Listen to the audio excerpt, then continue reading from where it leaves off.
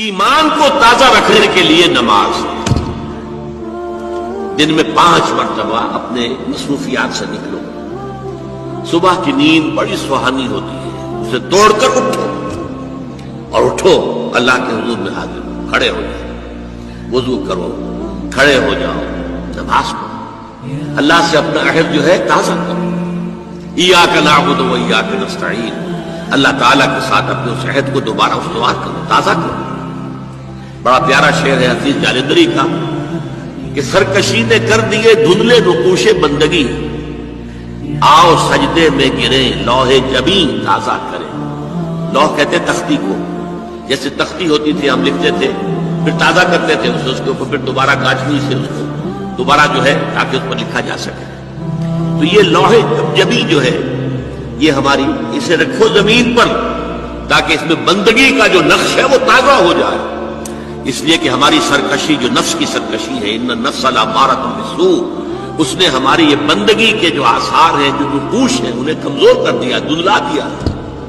تو نماز ایک ستون ہے، اور یہ جان لیجئے کہ اسلامی معاشرے کے اندر اس کی تنظیم، اس کی آرگنائزیشن کے لیے یہ یوں سمجھیے رکن رکین ہے، یہ عمود ہے، یہ سب سے بڑا جو ہے بنیاد ہے.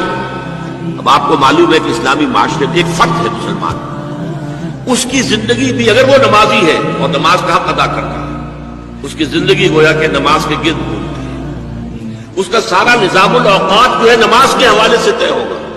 فلاں کام کرنا، اچھا بھائی عصر کی نماز کے بعد. وہ کوئی ایسی اپائنٹمنٹ نہیں کر سکتا کہ جس میں عصر کی جماعت جو ہے اس کا معاملہ جو ہے وہ خطرے میں پڑ جائے.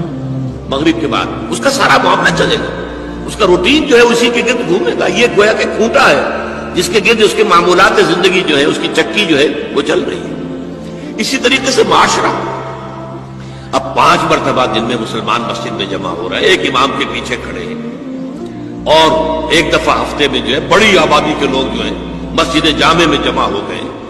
یہ اسلامی معاشرے کی ایک تنظیم ہے. سال میں 2 مرتبہ جو ہے آبادی سے باہر کسی بڑے کھلے میدان میں لوگ چلے گئے ہیں عیدین کے لیے، اور سال میں 1 مرتبہ جو ہے پوری دنیا سے کشاں کشاں کہاں کہاں سے گورے بھی اور کالے بھی اور پیلے بھی مسلمان کہاں سے چلے آ رہے ہیں، ہر مسلک ہر فقہ کے ماننے والے.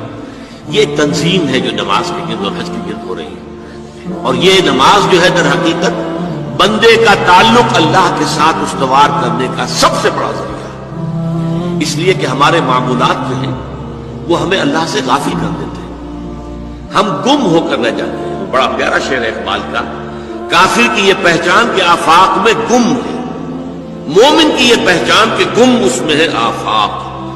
آفاق میں گم ہو جانا، میرا یہ کام ہے، یہ کام ہے، یہ کام ہے، یہ کام ہے، یہ کرنا، وہاں جانا، وہاں سے وہاں جانا، وہاں سے وہاں جانا، ایک چکر ہے، ایک روٹین ہے. انسان گم ہو گیا، کہاں خدا کا خیال، کہاں آخرت کا خیال، آئے گئی گم ہو گیا.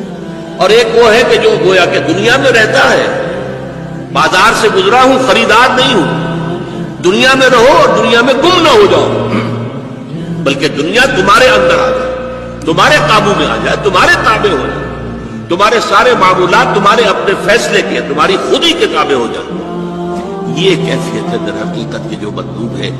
اسی لیے فرمایا حضرت موسیٰ علیہ السلام کی پہلی جو حاضری ہوئی تھی اور اسی میں انہیں رسالت عطا ہوئی، تو اس کی پہلی وحی سورہ طٰہٰ کی شروع کی آیات میں ہے، وَأَقِمِ الصَّلَاةَ لِذِكْرِي. دیکھو میری نماز میرے ذکر کے لیے، میری یاد کے لیے نماز کو قائم رکھو. الصلاۃ عماد الدین حضور فرما رہے ہیں، یہ دین کا ستون ہے.